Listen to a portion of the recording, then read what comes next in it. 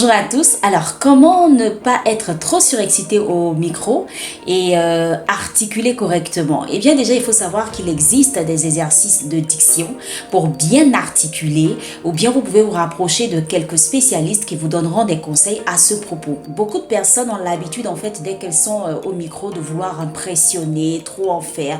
Et finalement, vous dites beaucoup de choses et on a du mal à vous suivre. On vous trouve un peu trop sûr de vous, un peu trop surexcité et tout. Alors, quand vous devez prendre la parole, il faut prendre le temps de sonder un peu l'auditoire qu'on a en face.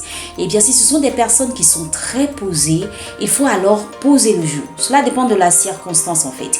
Vous ne pouvez pas animer par exemple une conférence de presse comme si vous êtes en train d'animer, je sais pas moi, un concert avec des jeunes, avec la fougue, la joie et tout. Non, c'est pas pareil.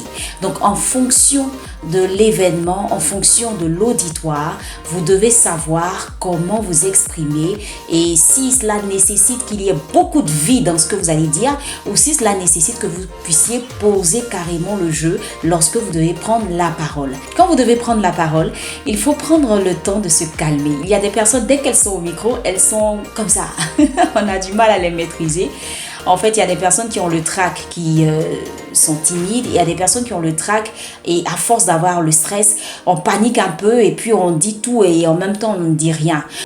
Alors, ce que je peux vous donner comme astuce, c'est que avant de prendre la parole, par exemple, si vous voyez que vous êtes vraiment trop stressé et que cela vous emmène à être un peu trop surexcité, eh bien, vous vous mettez à l'esprit tout simplement, je dois me calmer, calmos, tout doucement.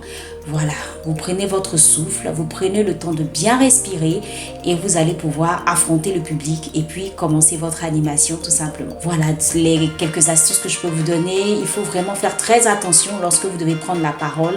On ne parle pas pour parler, on ne dit pas tout pour tout dire. On ne cherche pas à trop en faire parce que finalement, à vouloir trop impressionner, finalement, on n'impressionne pas du tout et ça devient une animation qui est carrément ratée. Voilà, c'est quelques astuces que je peux vous donner.